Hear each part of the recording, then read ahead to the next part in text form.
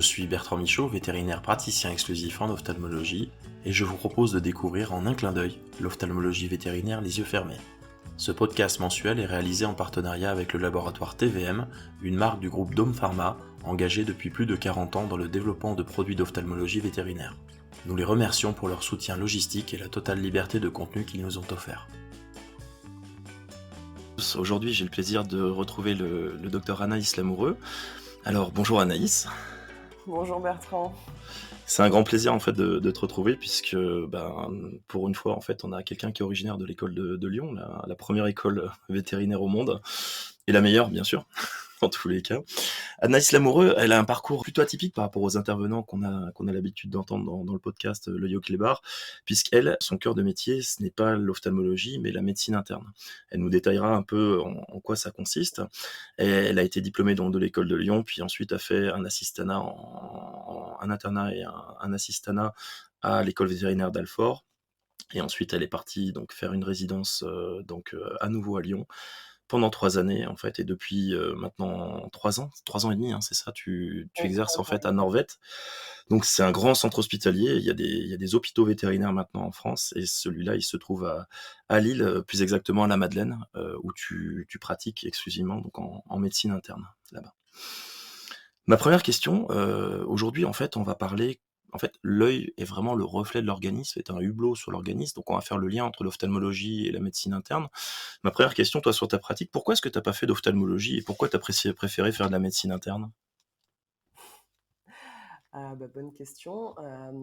Je pense que alors j'aime la diversité de la médecine interne, je pense en termes d'organes avant tout, plein de sous-domaines en fait au sein de la médecine interne, et j'aime en fait le côté un petit peu, challenge, d'aller, trouver, ce cas l'animal, sur des cas, un peu compliqués, et d'allier en fait plein de disciplines en même temps, puisque généralement, enfin, on a quand même un gros parallèle avec l'imagerie. On travaille énormément avec nos imageurs, également avec les chirurgiens et autres disciplines, en effet, ophtalmologie, etc. Et j'aime bien en fait ce côté-là un petit peu central où on regroupe tout pour se faire une idée de ce qui se passe exactement. Et puis après, c'est vrai que dans la médecine interne, on pratique quand même beaucoup, surtout je pense dans le privé, en endoscopie.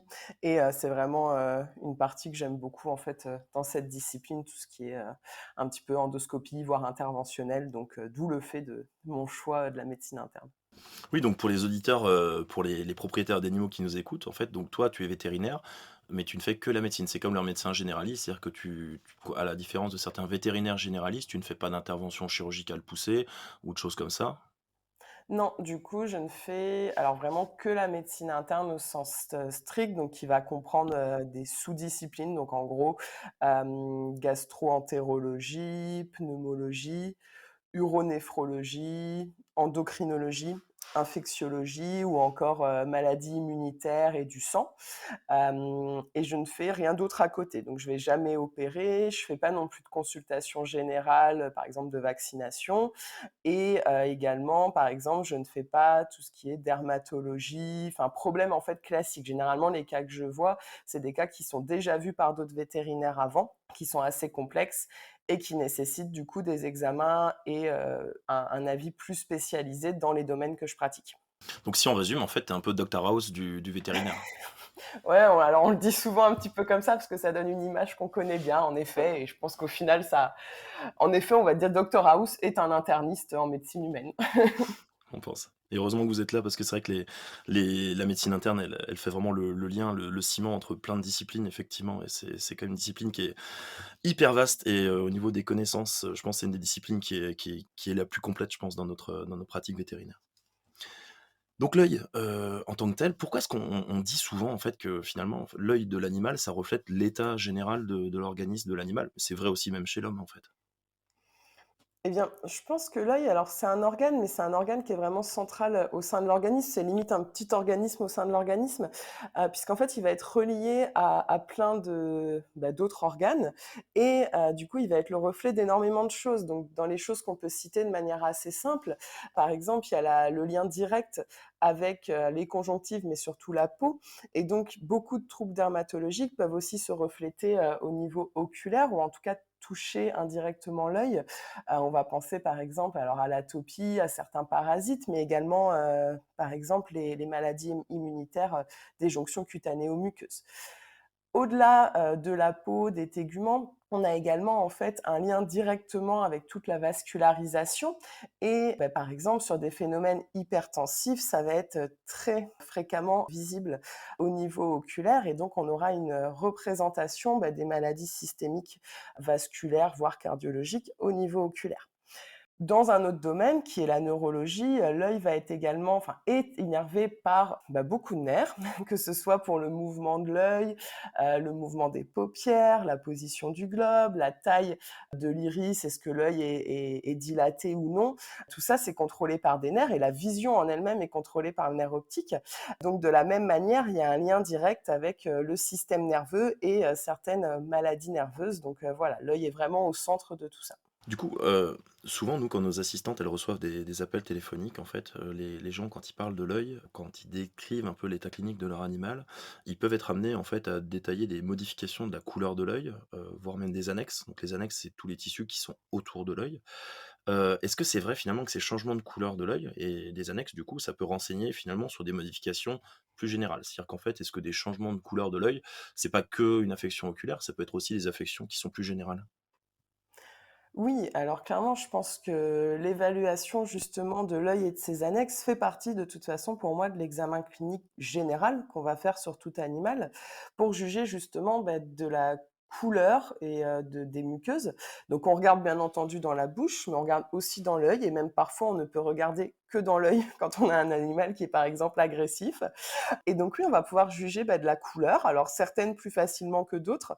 Je pense qu'une qu'on va très, très facilement juger au niveau de l'œil, c'est, la couleur jaune, l'ictère, qu'on verra vraiment très facilement, alors surtout sur la sclère, je trouve, également sur les conjonctives, bien sûr, mais la sclère également, on voit la coloration jaune et pour nous, c'est tout de suite, une indication qu'il va falloir explorer, l'origine, de l'ictère, donc qui peut être, préhépatique, hépatique, post-hépatique, mais voilà, c'est des indications assez faciles et directes qui nous orientent. Dans les autres couleurs qu'on va pouvoir juger, il y a la couleur alors plus ou moins rose, donc la pâleur des muqueuses quand c'est blanc. Ça se voit aussi très bien, je trouve, au niveau des conjonctives, pas de la sclère cette fois-ci, juste les conjonctives. Et là, alors pour le coup, on va suspecter potentiellement des anémies. Alors même si pâleur ne veut pas dire anémie à 100%, on a d'autres causes de muqueuses pâles, notamment tout ce qui est vasoconstriction ou hypotension, choc hypovolémique. Mais voilà, ça reste quand même une bonne indication. Dans le sens opposé, on peut aussi juger une muqueuse congestionnée, alors qu'on prend souvent moins en compte sur des maladies particulières ou en tout cas des cas assez rares, mais sur des animaux énervés, on pourra avoir des muqueuses congestionnées ou stressées. Et après, pour les autres couleurs, alors il y a la cyanose également quand on parle des muqueuses, donc la couleur un peu bleutée. Je trouve pour le coup que ça se voit un petit peu moins au niveau oculaire que sur la langue. Pour moi, c'est vraiment la langue l'endroit où on le visualise le mieux, mais en effet, ça peut être également visible. Et après, au-delà de la couleur, quand on va justement faire notre examen et regarder au niveau oculaire, on va également regarder la position de l'œil, puisque sur un animal qui est déshydraté, on peut avoir un globe oculaire qui est rétracté, une hénophtalmie, et ça nous indique quand même un état de déshydratation qui est assez avancé. Sauf sur des animaux qui ont perdu vraiment beaucoup de masse graisseuse, donc des animaux cachectiques où là, on ne peut pas vraiment interpréter. Mais sinon, sur un animal avec une masse graisseuse normale, ça signe en effet une déshydratation. Donc ça aussi a son intérêt au-delà des couleurs pour ces signes systémiques. Donc finalement, on peut résumer que même déjà au niveau d'un propriétaire d'animal, le fait d'avoir un changement d'aspect, de son œil doit le motiver clairement en fait à consulter un vétérinaire ou du moins demander déjà dans un premier temps son avis. Oui, clairement et après, il y a des fois où on voit des choses qui sont assez alors rares, mais très visibles pour le propriétaire. J'ai souvenir d'un chien, alors on revient sur cette couleur jaune ictérique, c'était un husky qui avait, les yeux bleus initialement et du coup sur une leptospirose de forme hépatique, donc une maladie infectieuse qui touche le foie, il avait vraiment un ictère très important et son œil était vraiment devenu jaune vert fluo, enfin il était plus bleu et ça pour les gens, c'était vraiment, extrêmement visible. Donc en effet, il faut s'en inquiéter et c'est parfois alors plus ou moins subtil, mais bien entendu, les propriétaires, quand c'est ça, doivent contacter leur vétérinaire pour en discuter à minima. Et là, on parlait des modifications un peu plus externes de l'œil, mais des fois, il peut y avoir aussi des perturbations intraoculaires, donc dans l'œil. Quand un œil devient trouble, ça veut dire quoi en fait quand on voit plus l'intérieur de l'œil? Alors en effet, normalement, l'œil est censé avoir des milieux qui sont transparents et puis dans certaines situations, ça change. Donc en fait, ce qu'il faut comprendre, c'est que l'œil a une barrière de protection par rapport, au système vasculaire. C'est ce qu'on appelle les barrières hémato-oculaires. Il y en a deux en soi, la barrière hémato-rétinienne et la barrière hémato-aqueuse. Et ces barrières, en fait, donc elles protègent le passage de certaines substances et également elles maintiennent un niveau d'homéostasie, on va dire. Et donc, sur certaines maladies, pathologies, on va avoir en fait une rupture de ces barrières, ou en tout cas des barrières qui sont abîmées et qui vont moins bien fonctionner. Et donc, par exemple, lorsqu'on a une inflammation intraoculaire, donc notamment des uvéites, on va avoir donc cette barrière qui fonctionnera moins bien ou qui sera rompue, et donc on aura passage de molécules et notamment de protéines qui vont engendrer en fait une couleur trouble dans l'œil. Après, le trouble, ça peut être aussi des troubles colorés, par exemple, on peut avoir du sang aussi dans l'œil. Là, cette fois, c'est quand on a plutôt une rupture de la barrière hémato-rétinienne, par exemple, sur des phénomènes hypertensifs, puisque cette barrière est très, très sensible aux variations de pression. Donc, il faut aussi s'inquiéter, en effet, des potentiels changements de la couleur au sein de l'œil, et notamment s'il devient trouble ou s'il y a des hémorragies. Tu nous parlais des maladies inflammatoires qui peuvent entraîner des perturbations donc, on va dire des barrières hémato-oculaires. Quelles maladies inflammatoires spécifiques? Alors il y en a plein, on ne pourrait pas toutes les aborder aujourd'hui, mais quelles sont les plus importantes qu'on va pouvoir, observer en médecine vétérinaire? Alors, sur les uvéites, hein, chez le chat et chez le chien, on va pas spécialement avoir en fait les mêmes causes. Chez le chat, dans celles qu'on va assez facilement citer, enfin où il faut penser en tout cas, alors il y a bien sûr la PIF, la péritonite infectieuse féline, après sur des chats plutôt jeunes. On a également le lymphome, enfin les lymphomes, la toxoplasmose, la leucose féline, donc le FELV. Et puis on a aussi un certain nombre de formes qui sont idiopathiques. Chez le chat, ça va représenter 30 à 60% des cas, donc ce qui n'est quand même pas anodin. Et pour le chien, alors le chien, la première cause est idiopathique, c'est environ 60% des cas. Idiopathique, ça veut dire globalement qu'il n'y a pas d'origine sous-jacente mise en évidence ou connue. C'est que ça arrive tout Donc seul alors. donc quasiment dans 2 tiers des cas d'uvéite dans 2 tiers des cas d'uvéite, finalement, on n'arrive pas à identifier la cause initiale. C'est quoi? C'est parce qu'on arrive trop tard? Ou est-ce que l'agent pathogène n'est plus là? Ou Alors je pense qu'il y a vraiment des cas qui arrivent d'eux-mêmes. Et après, en effet, je pense qu'il y en a plein d'autres où on reste limité, malheureusement. C'est la limite de la médecine au sens large, hein, c'est qu'on n'a pas toujours des réponses à tout. Ça ne veut pas dire qu'on ne peut pas traiter les choses et ça ne veut pas dire qu'il faut pas rechercher une cause sous-jacente, parce que là, il y a des traitements spécifiques. Mais en effet, je pense pas que 60% des cas soient idiopathiques au sens strict, à savoir qu'il n'y a vraiment pas d'origine. Je pense que surtout, il y a un certain nombre et un bon nombre de cas où malheureusement, on n'est pas capable de trouver l'origine, soit mmh sur des choses qu'on est complètement incapable d'identifier, hein, peut-être des choses infectieuses qu'aujourd'hui on n'est pas capable de mettre en évidence par les techniques qui sont disponibles, ou alors en effet quelque chose qui s'est passé avant, qu'on n'a pas objectivé au moment zéro, et qui derrière a laissé des conséquences ou des séquelles. d'accord. Et donc chez le chien, en fait, en cas d'uvéite, si c'est pas idiopathique, c'est quoi les causes les plus fréquentes qu'on va retrouver? Chez le chien, on va également retrouver alors les tumeurs type lymphome également, des origines infectieuses, hein, par exemple la leishmaniose, l'hernichiose, l'anaplasmose, donc beaucoup des maladies vectorielles. Et ça peut être également des dépôts de complexes humains, donc une médiation immune, sur une autre maladie infectieuse à distance, par exemple sur une endocardite infectieuse, on peut avoir une uvéite associée, et d'ailleurs d'autres manifestations dans le corps de dépôts de complexes humains. C'est les D'accord. principales causes qu'on va généralement évoquer chez le chien. Et on parlait de la PIF, récemment, donc qui est un coronavirus, donc vraiment sujet d'actualité. Grâce ou même ça a été développé un petit peu avant l'épisode de coronavirus chez l'homme, il y a des essais thérapeutiques qui sont montrés quand même assez probants. Sachant que la PIF chez le chat, c'est extrêmement mortel.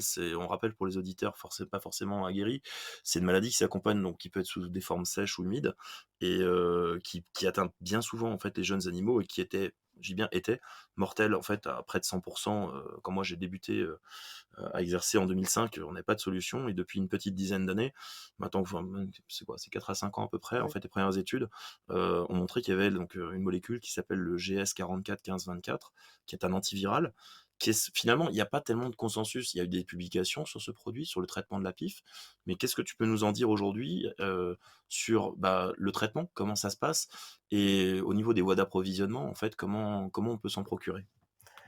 Alors oui, en effet, il y a le GS 44 15 24 qui est une molécule en effet qui est assez vieille, enfin tout reste relatif, mais qui doit avoir même ouais, une bonne dizaine d'années, mais qui avait été mis en fait complètement de côté chez l'homme et qui du coup probablement un peu en lien avec le Covid a été un peu remise d'actualité et qui a été étudiée alors chez l'homme pendant le Covid, mais surtout aussi chez l'animal.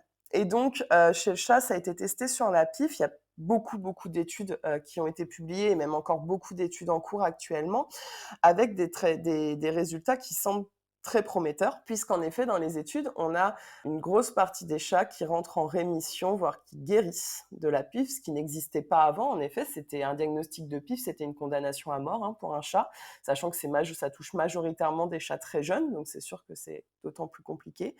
Donc aujourd'hui, le GS 44-15-24, ce sont majoritairement des injections, c'est des injections quotidiennes, c'est des protocoles généralement de 84 jours, avec des doses qui sont un peu dépendantes de la forme de la PIF, sachant que du coup sur des formes neurologiques, avec du coup parfois les formes oculaires qui rentrent dedans, enfin en tout cas qui sont associées bien souvent, des doses plus fortes qui sont nécessaires pour obtenir des bons résultats avec le traitement. Mais ça semble très prometteur. Alors ça ne guérit pas tous les chats, il y en a quand même qui décèdent de la PIF, mais on va dire qu'il y en a plus de 80% des cas, si on prend un peu l'ensemble des études, qui semblent en guérir sans qu'on ait aujourd'hui un recul sur des dizaines d'années non plus pour dire si c'est permanent et si ça ne revient pas quelques années plus tard. Mais en tout cas, c'est très prometteur. Le gros problème aujourd'hui de ce médicament, c'est qu'il n'est pas disponible légalement sur le marché vétérinaire. Dans aucun pays, à mon sens, sauf si ça a changé tout récemment, mais en tout cas en Europe, ça n'est pas disponible. Et donc, ça ne se procure qu'au marché noir. Donc, au final, c'est très facile aujourd'hui pour les propriétaires de s'en procurer puisqu'il y a beaucoup de sites internet qui ont été montés à ce sujet-là. Il y a un site Facebook. Moi, c'est des choses que je dis clairement à mes propriétaires. Je les en informe parce que je pense que c'est important et de toute façon, les informations, ils vont les trouver d'eux-mêmes très facilement et je pense qu'ils en voudront à leur vétérinaire de ne pas en avoir parlé et qu'ils le découvrent d'eux-mêmes plutôt que de nous-mêmes, on ait abordé ce sujet-là. Donc, c'est assez facile de s'en procurer. Ça comporte des limites. Alors, c'est un coût important. Ça, c'est quand même la première chose. On est généralement quand même sur plus de 1 000 €, voire en fonction des doses, on peut atteindre 2 000 à 3 000 € sur les traitements. Et également sur le fait qu'on n'a jamais la certitude de ce qu'il y a dans le médicament, puisque c'est du marché noir et il y a toujours le risque que des gens malhonnêtes envoient le médicament et que ça soit au final juste du sérum physiologique, enfin que ça soit pas la molécule. Et donc par rapport à tout ça, aujourd'hui pour nous vétérinaires, je pense qu'on a un devoir d'informer les gens. Par contre, on a strictement interdiction de commander, acheter le médicament, de le prescrire ou encore de l'administrer. Donc, on peut juste donner des conseils aux gens. On suit bien entendu les chats derrière parce qu'il y a des suivis biologiques à faire régulièrement. Mais par contre, à aucun moment, on peut se permettre de l'administrer ou de montrer même de faire l'injection pour les propriétaires. Ce n'est pas possible. Donc ça, c'est vraiment le médicament dont on parle le plus. Il y en a d'autres formes. Actuellement, il y a une forme aussi en comprimé dont on commence à parler qui s'appelle le Mutian.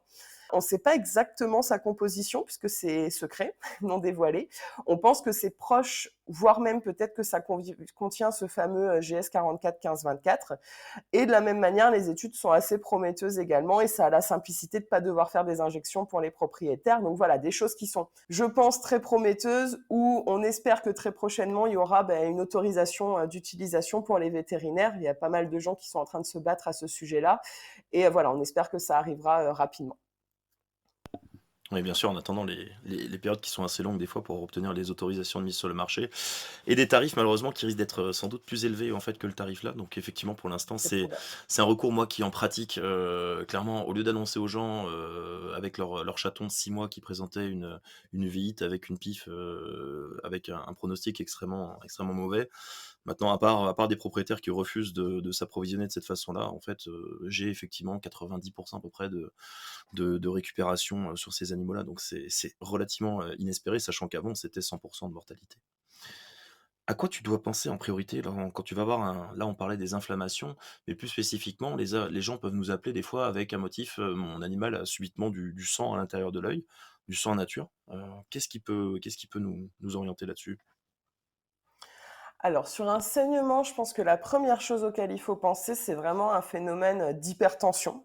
Alors, sauf quand même s'il y a eu un traumatisme juste avant. C'est quand même la première question, c'est est-ce que l'animal sort? Est-ce qu'il y a pu avoir un accident de la voie publique avec une voiture ou sur un animal qui a accès à un balcon, est-ce qu'il est tombé du balcon? Enfin, voilà, ça, il y a des choses, mais ça, on va très rapidement l'identifier.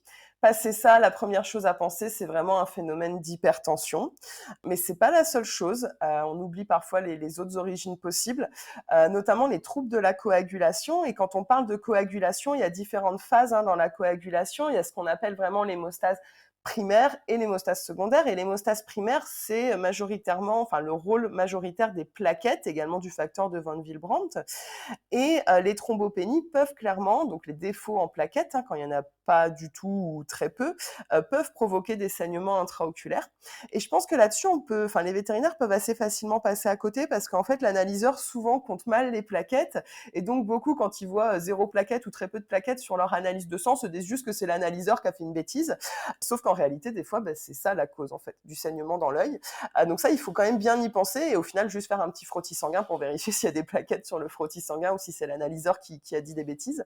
Dans l'hémostase, donc on le disait, il y a la partie secondaire de l'hémostase, où ce sont tout ce qui est facteurs de coagulation, et où donc on peut avoir en fait des saignements soit liés à des anomalies de la coagulation qui sont congénitales, qui sont liées du coup par exemple à l'hémophilie A ou l'hémophilie B, hein, qui existent chez le chien, ou alors on a des déficits acquis, comme par exemple les intoxications aux anticoagulants, qui sont quand même quelque chose qu'on voit assez fréquemment chez le chien, également chez le chat. Donc voilà, et puis dans les causes plus rares, mais qu'il ne faut pas oublier non plus de saignement, on a tout ce qui est phénomène d'hyperviscosité sanguine. Donc ça va être les érythrocytoses, hein, trop de globules rouges, ou les tumeurs à cellules rondes type myélome multiple qui vont engendrer énormément de protéines dans le sang, ou encore ce qu'on appelle aussi des gammapathies polyclonales, donc c'est aussi trop de protéines dans le sang, mais souvent liées à des origines infectieuses. On retrouve là encore par exemple la leishmaniose ou l'ehrlichiose. Et puis les hyperlipémies sanguines également qui peuvent provoquer de l'hyperviscosité, un sang hein, qui circule moins bien, on va dire, qui est plus épais, et ça peut provoquer des saignements. Mais en tout cas, numéro 1, hypertension avant tout, et donc vérifier la pression artérielle. OK, donc on a vu qu'on pouvait avoir dans un œil, en fait, de l'inflammation, on peut avoir, en fait, aussi du sang. Est-ce qu'il y a d'autres éléments qui peuvent migrer du sang circulant dans l'organisme jusqu'à l'œil? Oui, on a aussi les lipides, en fait, qui peuvent aussi migrer dans l'œil, donc lors d'hyperlipémie, donc trop de cholestérol et ou de triglycérides dans le sang. C'est des choses qu'on rencontre, comme chez l'homme, hein, assez fréquemment chez l'animal et qu'il faut également prendre en compte. Pas pour les mêmes raisons que chez l'homme, mais ça reste important. Et ça peut être alors soit racial, hein, il y a des chiens qui naissent avec une hyperlipémie, donc certaines races, par exemple le Shetland ou le Schnauzer nain. Et puis ça peut être secondaire, et quand c'est secondaire, bien souvent c'est secondaire à des maladies endocriniennes. On peut citer le diabète sucré ou l'hypothyroïdie ou le Cushing encore, qui vont pouvoir provoquer des hyperlipémies sanguines et qui nécessitent d'être traitées. OK. Et petit point aussi sur la cicatrisation de l'œil finalement. Est-ce qu'il y a des maladies générales qui, quand elles surviennent, peuvent éventuellement ralentir la cicatrisation? Je pense en l'occurrence par rapport à des ulcères cornéens qui peuvent mettre du temps, c'est souvent une problématique pour les vétérinaires. Est-ce que trop souvent les vétérinaires se penchent uniquement sur l'œil et devraient peut-être penser aussi à des maladies, générales? Oui, sur des défauts de cicatrisation, alors je pense que la chose principale à laquelle il faut penser, c'est des excès en glucocorticoïdes. Alors soit parce que l'animal reçoit des médicaments, de la prédnisolone ou d'autres types de glucocorticoïdes, ou alors sur des maladies endocriniennes type Cushing, donc hypercorticisme, qui sont des sécrétions trop importantes de glucocorticoïdes dans l'organisme. Et ça va provoquer en fait un défaut de cicatrisation. Donc face à un animal qui a un ulcère, par exemple, atone qui ne cicatrise pas, dans ce cas, en effet, s'il y a d'autres signes, bien entendu, aussi évocateurs généraux, par exemple sur le Cushing, on pense bien entendu à la polyuropolydipsie qui est présente chez quasiment tous les chiens avec un Cushing, il Ça va veut dire quoi falloir la en po effet ça veut dire quoi la polyuropolydipsie? la polyuropolydipsie, ça veut dire boire et uriner trop. Donc en fait, ce sont des animaux qui urinent plus que d'habitude et qui du coup secondairement boivent beaucoup pour compenser. Et généralement, ce que vont voir les propriétaires, c'est le fait qu'ils boivent beaucoup. Plus que le fait alors ils voient aussi qu'ils sont malpropres parfois la nuit, mais ce qui les choque en tout premier, c'est le fait qu'ils passent leur vie d'aller à la gamelle d'eau. D'accord. Donc ça, c'est vraiment le premier signe en fait ou un des signes qui est les plus fréquents en fait quand on a un syndrome de Cushing? Oui, c'est un signe qu'on va rencontrer aussi bien entendu dans d'autres maladies, mais ça fait partie du syndrome de Cushing avec d'autres signes, généralement d'avoir beaucoup d'appétit et de prendre du poids avec un abdomen, un ventre qui devient un petit peu gros et qui pend un peu vers le bas. D'accord. Ce qu'on peut citer aussi, donc quand on a un retard de cicatrisation cornéenne, moi je le vois assez régulièrement aussi en clientèle et c'est rarement évalué par les vétérinaires. Ce sont des syndromes avec des troubles neurologiques qui peuvent occasionner en fait des paralysies, par exemple du trijumeau, avec une perte de sensibilité de la cornée. Forcément, l'organisme n'aura pas conscience qu'il y a une lésion cornéenne qui évolue et des troubles aussi de la sécrétion lacrymale qui peuvent être aussi induits par des troubles neurologiques, beaucoup plus rares, mais bon, lors d'atteinte du parasympathique. Ces maladies générales, en fait, finalement, elles peuvent vraiment, embêter notre œil, et est-ce qu'à terme, en fait, un animal peut devenir aveugle à cause d'une maladie générale, en dehors des pathologies qu'on a déjà vues jusqu'à maintenant? Alors oui, il y a en effet pas mal de pathologies qui peuvent rendre aveugle l'animal, de différentes manières. Alors il y a les cataractes, on connaît bien la cataracte, chez l'animal, comme chez l'homme en fait. Et il y a bien sûr les origines purement, oculaires, mais on a aussi des maladies, alors surtout endocriniennes, qui vont être à l'origine de cataractes. Donc par exemple, le diabète sucré, c'est quand même très fréquent chez le chien puisque, on va dire que 3/4 des chiens, qui, ont un diabète sucré vont développer une cataracte dans l'année qui suit le diagnostic, donc c'est quand même non négligeable. Et en plus, il peut y avoir des rétinopathies diabétiques également, lors de ces diabètes sucrés. C'est beaucoup plus rare chez le chat, la cataracte diabétique, mais on peut le voir aussi. Enfin, j'ai dû le voir une fois, je pense, c'est assez, beau d'ailleurs, enfin c'est impressionnant en fait, je trouve sur un chat. Mais voilà, beaucoup plus rare. Toujours sur la cataracte en fait, on a également des cataractes hypocalcémiques, c'est-à-dire quand il y a un défaut de calcium dans l'organisme. Alors c'est des maladies beaucoup plus rares quand même, qui on les voit moins souvent que le diabète sucré. Mais par exemple des hypoparathyroïdismes primaires, donc c'est vraiment des déficits en calcium liés à des déficits en d'autres hormones avant, ou des déficits en vitamine D également vont pouvoir faire ça. Et dans ce cas-là, on a des opacités qui sont assez typiques dans l'œil, linéaire ou punctiforme. Donc voilà, ça c'est sur tout ce qui est cataracte. Après, il y a d'autres origines. On a déjà un petit peu parlé de l'hypertension. Eh bien, s'il y a un saignement important dans l'œil ou un décollement de rétine ou les deux, ben là également, on peut avoir une perte de vision. Donc il faut également y penser. On a également, alors le lien n'est pas complètement prouvé, mais sur des animaux qui ont des Cushing, on suspecte un lien avec le développement de syndrome de la rétine silencieuse, qui sont des pertes de vision, alors assez brutales ou en tout cas sur quelques jours à quelques semaines, et sur des chiens qui en fait ont les mêmes signes cliniques que ceux dont on parlait avant avec le Cushing. On ne met pas toujours en évidence le Cushing, mais en tout cas on suspecte qu'il y a un lien. Donc ça aussi, ça fait partie des choses à évoquer. Et puis après, carrément au niveau du cerveau, hein, les atteintes dans le cerveau qui vont aller toucher le chiasma optique ou en tout cas le comprimé vont pouvoir rendre aveugle l'animal. Donc on va penser aux tumeurs intracrâniennes en fonction de leur localisation et également aux maladies inflammatoires au sein du cerveau.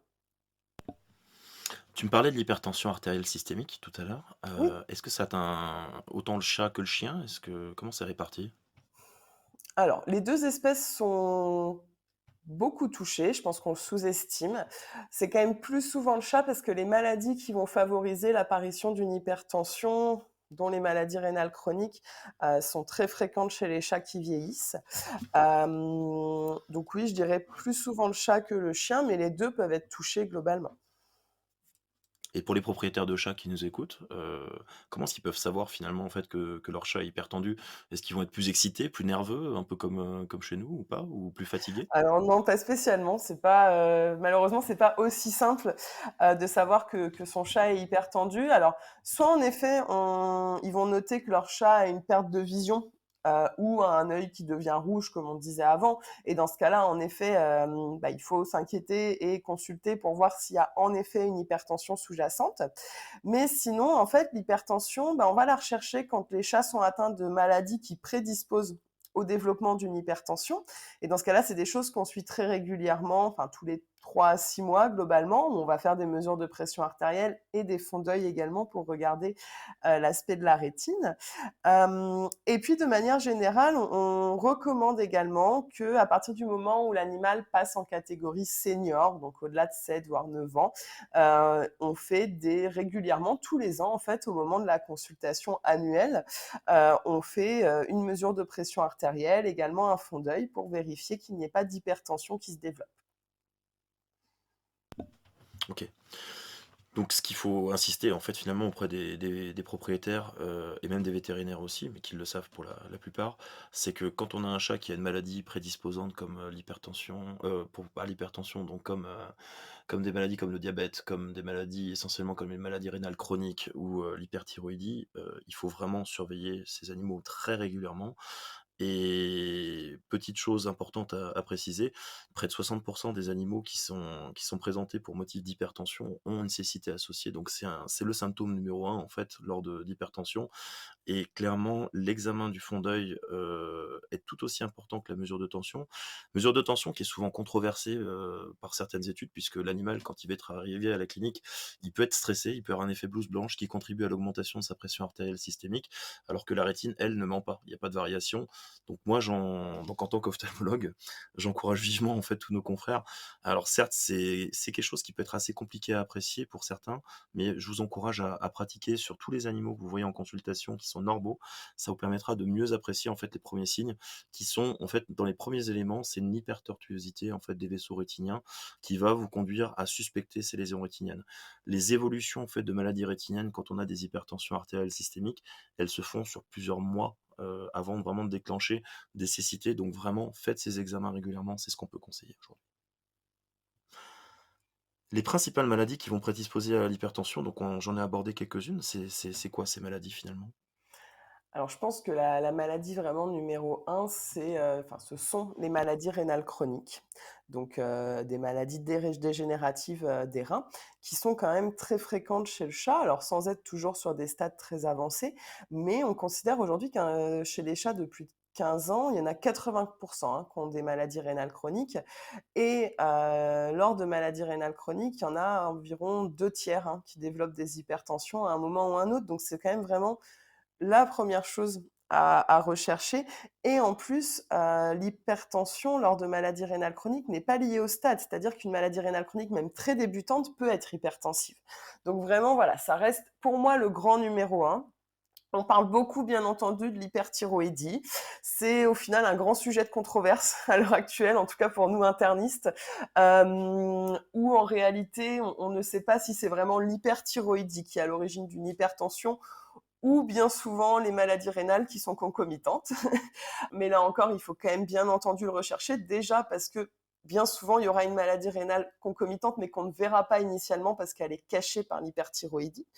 Donc là également, dans d'autres dysendocrinies, il y a l'hyperaldostéronisme. Alors c'est un nom un petit peu barbare. C'est une sécrétion trop importante d'aldostérone.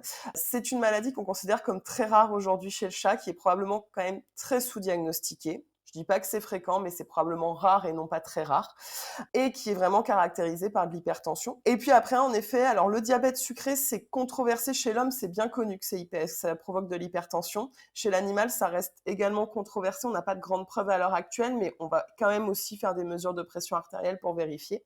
Et puis alors chez le chat, beaucoup plus rarement, le Cushing ou les phéochromocytomes qui vont également pouvoir provoquer de l'hypertension. Par contre, chez un chien, par exemple, le Cushing, c'est une cause majeure d'hypertension puisque ça reste une maladie qu'on diagnostique assez fréquemment. Et je pense qu'on est environ à 75-80% des cas de Cushing qui sont hypertendus chez le chien. Donc ça, c'est quand même vraiment une cause importante. Chez le chat, il faut savoir aussi que l'hypertension peut être idiopathique, sans cause sous-jacente, comme on disait tout à l'heure, mise en évidence. Après, encore une fois, hein, est-ce que ce ne sont pas des chats qui ont déjà une maladie rénale qui commence tout doucement, qu'on est incapable de mettre en évidence, mais qui provoquent déjà de l'hypertension? C'est tout à fait possible. Et il ne faut pas oublier les médicaments qu'on va utiliser, qui peuvent parfois provoquer également de l'hypertension.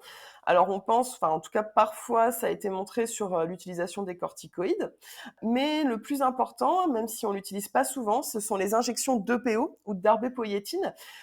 On va en fait notamment les utiliser chez les chats en maladie rénale chronique qui sont anémiés.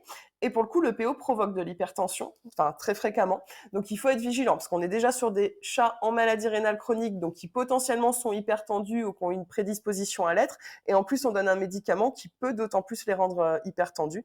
Donc voilà, c'est les principales choses que je citerai en tout cas. OK. Comme ça aujourd'hui, j'aurais appris que finalement en fait, les chats que tu traites en fait peuvent très bien courir le Tour de France en fait, hein, c'est ça? Exactement. Donc finalement, je le disais tout à l'heure, c'est des fois difficile, le chat va être un peu stressé quand il va être en consultation. Est-ce que toi tu as des trucs, «trucs et astuces» entre guillemets en fait, pour être sûr que le chat finalement il est bien hyper tendu et il est pas juste stressé quand il arrive en consultation chez le vétérinaire? Alors non, je pense que c'est malheureusement le point le plus compliqué sur, juger d'une hypertension réelle ou situationnelle, hein. C'est le nom qu'on donne à ces hypertensions qui sont liées au stress, surtout chez le chat, un peu également chez le chien. Alors maintenant, enfin, on sait qu'il faut avoir un protocole standardisé pour la mesure de la pression artérielle. Il y a des recommandations très claires là-dessus et c'est important de les appliquer dans les cliniques vétérinaires et d'ailleurs de mettre en place des protocoles pour que ça soit toujours fait de la même manière. On considère qu'il faut bien entendu, laisser l'animal s'acclimater à une pièce qui est calme pendant au moins 5-10 minutes, idéalement avec son propriétaire, sauf quelques animaux qui sont plus stressés avec leur propriétaire que sans, mais majoritairement, ils sont quand même plus en confiance avec leur propriétaire. Et puis en faisant, beaucoup de mesures, en ne prenant jamais en compte la première, parce qu'ils sont toujours surpris de toute façon du brassard qui va se gonfler, comme pour nous, hein, si on fait une mesure de pression. Et puis voilà, donc pas mal de recommandations, mais ça n'empêche que sur un animal très stressé, ça reste difficile quand même à interpréter et même avec toutes ces mesures, on ne sait pas toujours. Donc de toute façon, ce qui va nous aider, c'est là justement où on a un grand intérêt, comme tu le disais, à faire un fond d'œil et à rechercher des lésions du fond d'œil. En fait, on recherche des lésions des organes cibles de l'hypertension. Et les organes cibles de l'hypertension, alors le numéro un, c'est l'œil. Et il y a également le cerveau, le cœur, les reins et le système vasculaire. Donc, c'est pas toujours facile à objectiver pour les autres. C'est pour ça que l'œil, déjà, c'est le premier touché et en plus, c'est celui qu'on va plus facilement évaluer. On voit directement et faire un fond d'œil, en effet, au final, quand on le pratique régulièrement, c'est assez simple. Et donc, c'est là, en fait, où ça va vraiment intervenir et où on sera sûr qu'il y a une hypertension s'il y a des lésions du fond d'œil. De la même manière, si on a un animal hypertendu et qui a des troubles neurologiques d'apparition aiguë, là aussi, ça sera très en faveur d'une hypertension qui est réelle.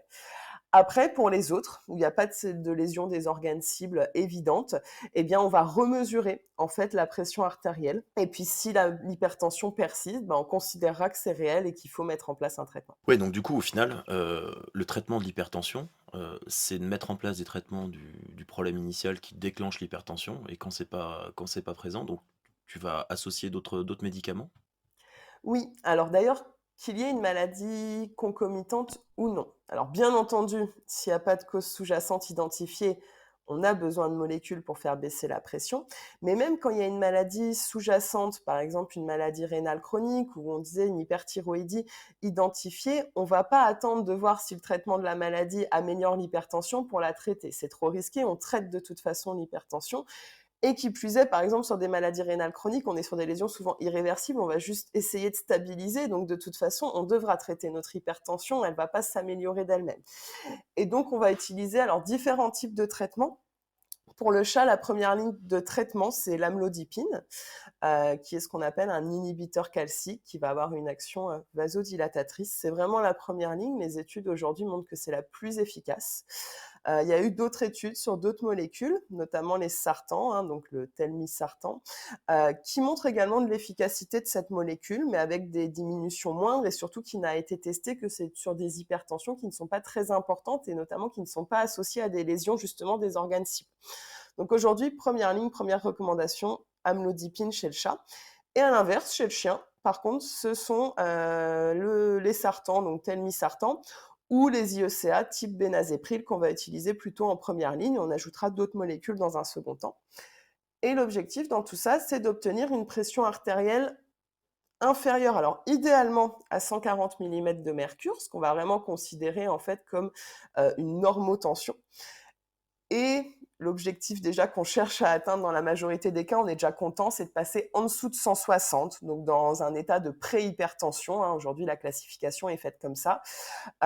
Tout en évitant bien sûr les hypotensions, il ne faut pas non plus surdoser les animaux, et en étant également vigilant à faire diminuer progressivement la pression artérielle. Contrairement à ce qu'on croit, on ne veut pas faire chuter en quelques heures la pression, ça serait plutôt même délétère de le faire. Donc on veut être progressif généralement sur déjà si on fait bien baisser sur 24-48 heures, on est content quand il y a vraiment des lésions importantes. Et ces molécules, on va pouvoir les associer éventuellement en cas de crise parce que finalement, lors du traitement d'une hypertension artérielle systémique, c'est pas quelque chose de figé, ça évolue dans le temps. On peut avoir des échappements un peu comme avec, l'épilepsie par exemple. Est-ce qu'on peut associer donc ces molécules entre elles? Alors oui, on va déjà augmenter, les molécules jusqu'à leur dose maximale qu'on peut utiliser et tant qu'elles sont tolérées. Sachant que c'est plus facile sur l'amlodipine que sur les IECA ou les sartans qui peuvent avoir quand même des effets, sur les reins et les électrolytes sanguins. Donc c'est des choses qui doivent être, suivies. Alors que sur l'amlodipine, globalement, il y a moins d'effets secondaires, enfin qu'on craint en tout cas sur la fonction rénale. Et après, une fois qu'on a atteint les doses maximales, en effet, on va associer des molécules. Alors pour moi, généralement, plutôt, amlodipine et sartan ou IECA. On essaie d'éviter l'association IECA plus sartan, même si ça se fait parfois dans certaines conditions. Mais en fait, vu qu'ils ont quand même, un effet un peu sur la même cascade, hein, métabolique, le risque en fait, c'est que ces effets secondaires ont encore plus de risques d'apparaître sur la Mmh. fonction rénale et surtout sur les déséquilibres en potassium, si on associe ces 2 molécules. Donc c'est vraiment en dernier recours. Et j'ajouterais juste aussi que l'amlodipine, alors donc c'est pas ça a pas été, extrêmement prouvé, très scientifiquement forcément, mais, elle aurait en fait une action neuroprotectrice en fait sur les cellules de rétine. Donc en indication, thérapeutique sur des chats qui sont présentés hypertendus et aveugles, il y aurait vraiment en fait une supériorité, clairement d'utilisation de l'amlodipine. Après, en pratique, il faudra encore le prouver avec des examens, des études. Finalement, en fait, le pronostic visuel, il va être bon, en fait, quand on va les traiter, ces animaux qui deviennent aveugles, en fait, et qu'on met sous traitement antihypertenseur? Alors oui, il est plutôt bon. Alors, tout dépend ce qu'on considère comme bon, hein, c'est si on voit le verre à moitié plein ou à moitié vide, mais en soi, on va considérer qu'un peu plus de la moitié, donc 54 des chats sous traitement antihypertenseur vont récupérer une vision normale. Donc ça reste quand même plus de la moitié et 92 vont avoir un fond d'œil qui s'améliore dans l'année. Donc c'est quand même des bonnes choses. Après, c'est bien sûr aussi dépendant du suivi qu'on va en faire. C'est qu'il suffit pas de mettre un traitement et de se dire tout va bien aller. Non, bien au contraire, comme on le disait au final, comme tu le disais juste avant, c'est il faut réévaluer, voir si le traitement est suffisant, si il est bien toléré et il faut le réajuster. Et ça a été montré. Hein, on a une meilleure chance de récupération si on suit correctement les choses et qu'on adapte au fur et à mesure le traitement. Ça paraît logique en soi, mais c'est important. Et tout à l'heure, tu nous parlais, en fait, des effets de certaines molécules comme les IECA sur les reins, et cetera. Est-ce que, à l'inverse, en fait, des médicaments qui sont donnés, au quotidien ou même pour des actions bien ciblées, peuvent avoir des conséquences au niveau de l'œil spécifiquement? Alors oui, il y en a, un certain nombre, certaines qui sont à mon sens importantes parce que c'est des traitements antibiotiques qu'on va pouvoir assez souvent utiliser. Alors je pense principalement chez le chat à l'enrofloxacine. Alors déjà le premier point, c'est qu'en théorie, c'est une fluoroquinolone, donc c'est pas une molécule qu'on est censé utiliser chez le chat sans raison, vraiment, importante et un antibiogramme et cetera, hein. C'est des molécules qui sont réglementées, mais en plus l'enrofloxacine chez le chat peut provoquer des rétinopathies. Donc, il faut quand même y prêter attention. Et à mon sens, de toute façon, si on doit vraiment utiliser une fluoroquinolone chez un chat, ce n'est pas l'enrofloxacine qu'on va choisir, mais plutôt de la marbofloxacine, par exemple. Mais voilà, je pense que c'est des choses où les vétérinaires sont peut-être pas toujours au courant, parce que moi, j'en vois quand même fréquemment des chats qui arrivent sous enrofloxacine. Et donc voilà, c'est des choses, je pense que c'est toujours important de le dire. Et chez le chien, il y a le trimethoprim sulfamide, le TMPS, qui peut provoquer des sécheresses lacrymales, enfin des kératoconjonctivites sèches. Et ça, pour le coup, je l'ai quand même vu, moi, un certain nombre de fois. Je pense que c'est pas si rare. Tu me contredis si j'ai tort, mais ça peut se résoudre, par contre, après l'arrêt du traitement. Mais c'est assez impressionnant quand ça survient. Et pour moi, du coup, c'est vraiment une molécule, quand je la prescris et je l'utilise au final maintenant quand même assez souvent, puisqu'au final, ça reste un antibiotique qui a une très bonne pénétration tissulaire à une époque où justement on essaie de plus utiliser les fluoroquinolones qu'on utilisait beaucoup avant. Donc au final, c'est un antibiotique qu'on utilise plus fréquemment maintenant. Eh bien, je préviens systématiquement les propriétaires que ça peut survenir, qu'ils surveillent bien en fait l'aspect et les sécrétions des yeux de leur chien et qu'au moindre doute, ils nous contactent et ils consultent.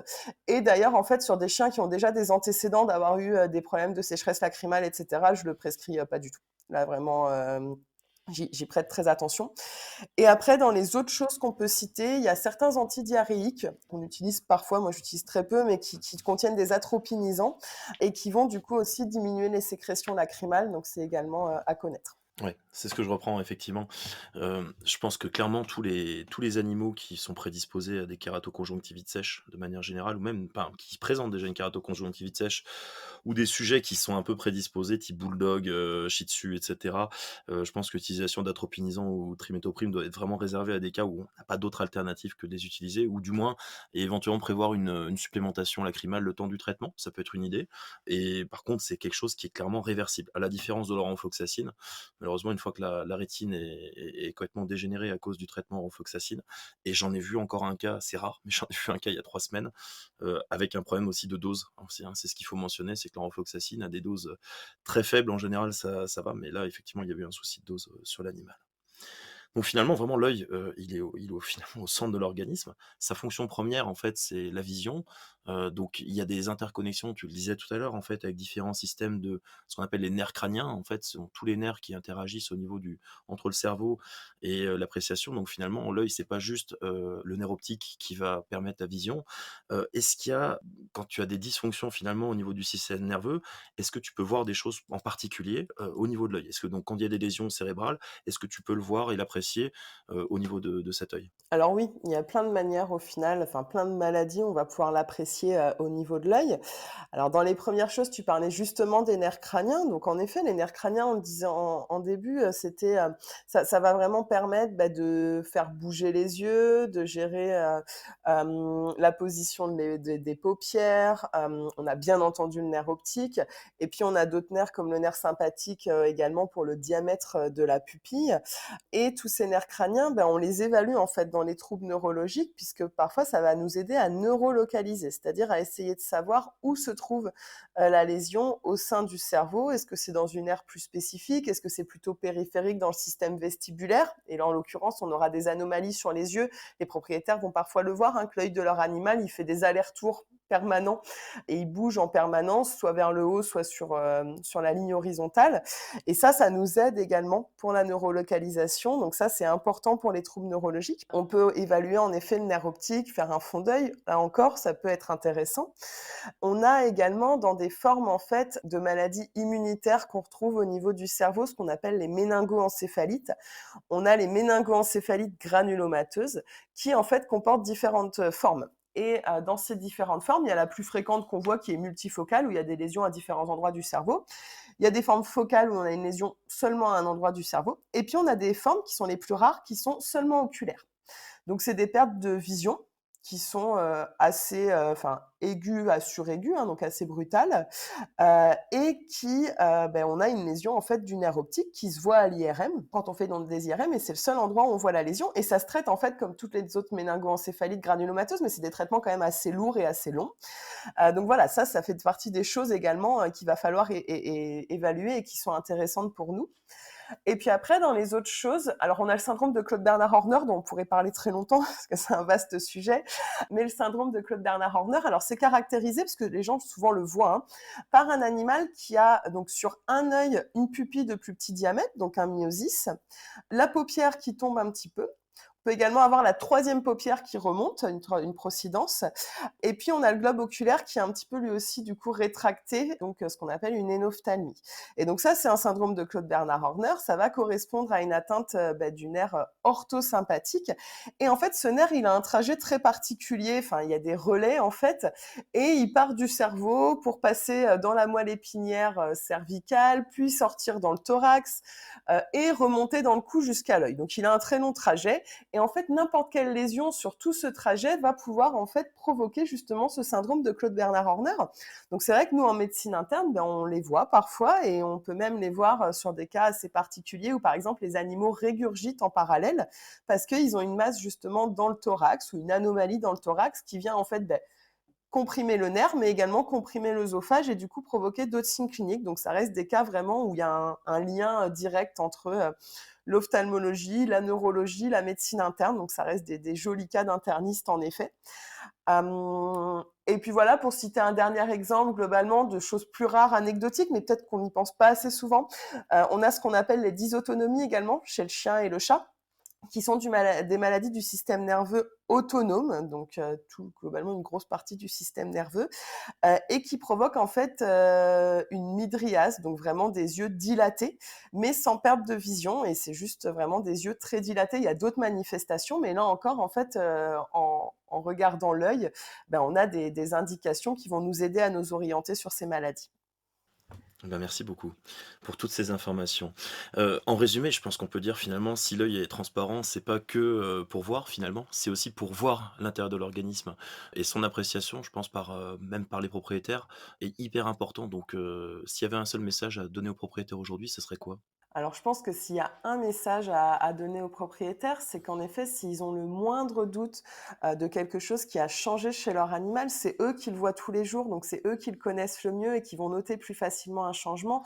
Eh bien, il faut pas, enfin, ils ont raison, puisque c'est eux qui connaissent vraiment par cœur leur animal, et du coup, ils ne doivent pas hésiter justement à contacter leur vétérinaire, à en discuter avec eux, et même une petite chose qui peut sembler anodine, parfois ne l'est pas tant que ça, et au plus tôt on le voit, au mieux derrière pour le prendre en charge. Donc voilà, ne pas hésiter à contacter leur vétérinaire.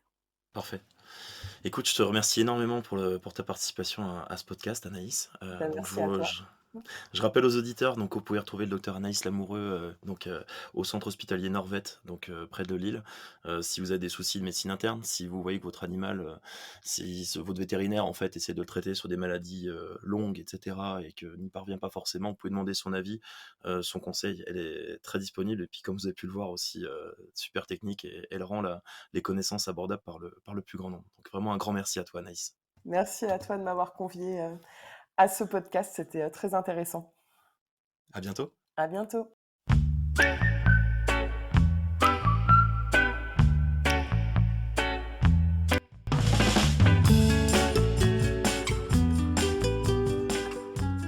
Aujourd'hui, on a vu avec Anaïs Lamoureux que l'œil n'est pas qu'un simple système permettant la vision. Il est un organisme dans l'organisme et interagit avec lui par des relations tissulaires. Il est à la fois indépendant, isolé et interagit avec les autres organes et qui, par conséquent, reflète toutes les modifications générales. Toute variation de l'aspect ou de la couleur de l'œil doit motiver une visite chez son vétérinaire qui saura vous orienter. On a vu que de nombreuses maladies inflammatoires, infectieuses, parasitaires, tumorales, voire indéterminées peuvent changer l'aspect interne des yeux, qu'il peut y avoir des saignements endoculaires et qu'un décollement de la rétine peut survenir secondairement à l'hypertension artérielle systémique, principalement chez le chat. Cette maladie est malheureusement sous-diagnostiquée car la mesure de la pression artérielle n'est pas toujours systématisée et compliquée à mettre en œuvre chez le chat qui est souvent stressé en consultation. La réalisation d'un fond d'œil permet simplement de détecter des stades précoces de la maladie et mettre en place un traitement souvent efficace et qui empêchera votre chat de devenir aveugle. On se retrouve dans un mois, j'aurai le plaisir d'accueillir le docteur Philippe Durieux qui nous expliquera pourquoi mon chat voit mieux que moi, particulièrement la nuit.